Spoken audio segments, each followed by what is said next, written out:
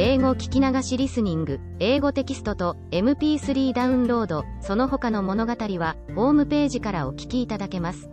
88thpp.com 88thpp.com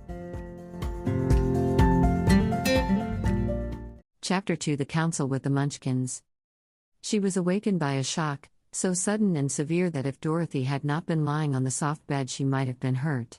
As it was, the jar made her catch her breath and wonder what had happened, and Toto put his cold little nose into her face and whined dismally. Dorothy sat up and noticed that the house was not moving, nor was it dark, for the bright sunshine came into the window, flooding the little room. She sprang from her bed and with Toto at her heels ran and opened the door. The little girl gave a cry of amazement and looked about her, her eyes growing bigger and bigger at the wonderful sight she saw. The cyclone had set the house down very gently, for a cyclone, in the midst of a country of marvelous beauty. There were lovely patches of greensward all about, with stately trees bearing rich and luscious fruits. Banks of gorgeous flowers were on every hand, and birds with rare and brilliant plumage sang and fluttered in the trees and bushes. A little way off was a small brook, rushing and sparkling along between green banks and murmuring in a voice very grateful to a little girl who had lived so long on the dry, gray prairies. While she stood looking eagerly at the strange and beautiful sights, she noticed coming toward her a group of the queerest people she had ever seen. They were not as big as the grown folk she had always been used to, but neither were they very small. In fact, they seemed about as tall as Dorothy, who was a well-grown child for her age, although they were, so far as looks go, many years older. 3 were men and 1 a woman, and all were oddly dressed. They wore round hats that rose to a small point a foot above their heads, with little bells around the brims that tinkled sweetly as they moved.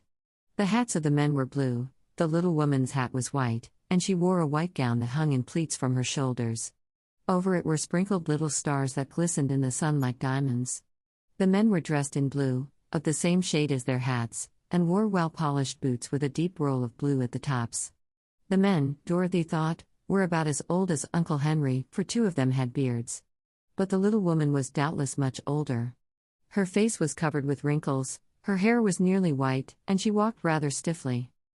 When these people drew near the house where Dorothy was standing in the doorway, they paused and whispered among themselves, as if afraid to come farther. But the little old woman walked up to Dorothy, made a low bow and said, in a sweet voice, "You are welcome, most noble sorceress, to the land of the Munchkins. We are so grateful to you for having killed the Wicked Witch of the East, and for setting our people free from bondage." Dorothy listened to this speech with wonder. What could the little woman possibly mean by calling her a sorceress, and saying she had killed the Wicked Witch of the East? Dorothy was an innocent, harmless little girl, who had been carried by a cyclone many miles from home, and she had never killed anything in all her life. But the little woman evidently expected her to answer, so Dorothy said, with hesitation, "You are very kind, but there must be some mistake. I have not killed anything." "Your house did, anyway," replied the little old woman, with a laugh, "and that is the same thing. See," she continued, pointing to the corner of the house. "There are her 2 feet, still sticking out from under a block of wood." Dorothy looked, and gave a little cry of fright. There, indeed, just under the corner of the great beam the house rested on, 2 feet were sticking out, shod in silver shoes with pointed toes. "Oh, dear! Oh, dear!" cried Dorothy, clasping her hands together in dismay. "The house must have fallen on her. Whatever shall we do?" "There is nothing to be done," said the little woman calmly. "But who is she?" asked Dorothy. "She was the Wicked Witch of the East, as I said," answered the little woman. "She has held all the Munchkins in bondage for many years, making them slave for her night and day. Now they are all set free, and are grateful to you for the favor." "Who are the Munchkins?" inquired Dorothy. "They are the people who live in this land of the East where the Wicked Witch ruled." "Are you a Munchkin?" asked Dorothy.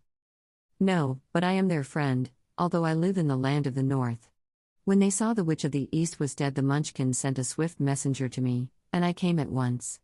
I am the Witch of the North." "Oh, gracious!" cried Dorothy. "Are you a real witch?" "Yes, indeed," answered the little woman. "But I am a good witch, and the people love me. I am not as powerful as the Wicked Witch was who ruled here, or I should have set the people free myself." But I thought all witches were wicked, said the girl, who was half frightened at facing a real witch. Oh no, that is a great mistake. There were only 4 witches in all the land of Oz, and 2 of them, those who live in the north and the south, are good witches. I know this is true, for I am one of them myself, and cannot be mistaken. Those who dwelt in the east and the west were, indeed, wicked witches, but now that you have killed one of them, there is but one wicked witch in all the land of Oz, the one who lives in the west. But, said Dorothy, after a moment's thought, Aunt Em has told me that the witches were all dead, years and years ago. Who is Aunt Em? Inquired the little old woman. She is my aunt who lives in Kansas, where I came from. The witch of the north seemed to think for a time, with her head bowed and her eyes upon the ground. Then she looked up and said, I do not know where Kansas is, for I have never heard that country mentioned before. But tell me, is it a civilized country? Oh, yes, replied Dorothy. Then that accounts for it. In the civilized countries I believe there are no witches left, nor wizards, nor sorceresses, nor magicians. But, you see, the land of Oz has never been civilized, for we are cut off from all the rest of the world. Therefore we still have witches and wizards amongst us. Who are the wizards? Asked Dorothy. Oz himself is the great wizard, answered the witch, sinking her voice to a whisper. He is more powerful than all the rest of us together. He lives in the City of Emeralds. Dorothy was going to ask another question, but just then the Munchkins, who had been standing silently by, gave a loud shout and pointed to the corner of the house where the wicked witch had been lying. What is it? Asked the little old woman, and looked, and began to laugh. The feet of the dead witch had disappeared entirely, and nothing was left but the silver shoes. She was so old, explained the witch of the north, that she dried up quickly in the sun. That is the end of her. But the silver shoes are yours, and you shall have them to wear. She reached down and picked up the shoes, and after shaking the dust out of them handed them to Dorothy. The witch of the east was proud of those silver shoes, said one of the Munchkins, and there is some charm connected with them, but what it is we never knew. Dorothy carried the shoes into the house and placed them on the table. Then she came out again to the Munchkins and said, I am anxious to get back to my aunt and uncle, for I am sure they will worry about me. Can you help me find my way? The Munchkins and the witch first looked at one another, and then at Dorothy, and then shook their heads. At the east, not far from here, said one, there is a great desert, and none could live to cross it. It is the same at the south, said another, for I have been there and seen it. The south is the country of the Quadlings. I am told, said the third man, that it is the same at the west. And that country, where the Winkies live, is ruled by the wicked witch of the west, who would make you her slave if you passed her way. The north is my home, said the old lady, and at its edge is the same great desert that surrounds this land of Oz. I'm afraid, my dear, you will have to live with us. Dorothy began to sob at this, for she felt lonely among all these strange people. Her tears seemed to grieve the kind-hearted Munchkins, for they immediately took out their handkerchiefs and began to weep also. As for the little old woman, she took off her cap and balanced the point on the end of her nose, while she counted 1, 2, 3 in a solemn voice. At once the cap changed to a slate, on which was written in big, white chalk marks, Let Dorothy go to the City of Emeralds. The little old woman took the slate from her nose, and having read the words on it, asked, Is your name Dorothy, my dear? Yes, answered the child, looking up and drying her tears. Then you must go to the City of Emeralds. Perhaps Oz will help you. Where is this city? Asked Dorothy. It is exactly in the center of the country, and is ruled by Oz, the great wizard I told you of. Is he a good man? Inquired the girl anxiously. He is a good wizard. Whether he is a man or not I cannot tell, for I have never seen him. How can I get there? Asked Dorothy. You must walk. It is a long journey, through a country that is sometimes pleasant and sometimes dark and terrible. However, I will use all the magic arts I know of to keep you from harm. Won't you go with me?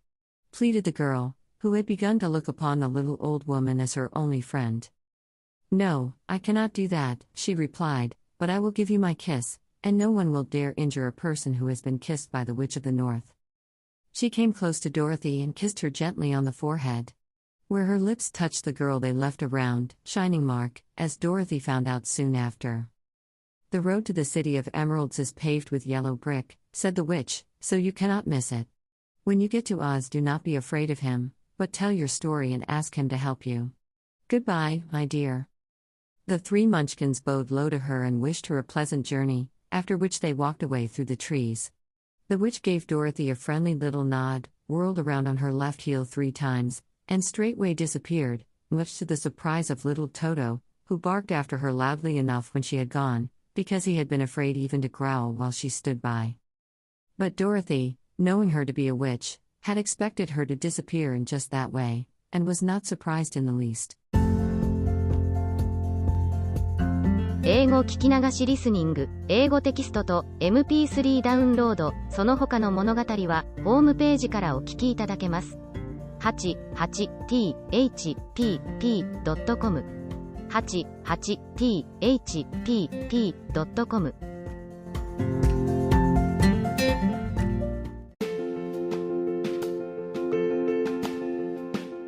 Audiobook, The Family in Kyoto, One Japanese Girl Got Freedom by Hitomi Woods on sale at online stores or apps.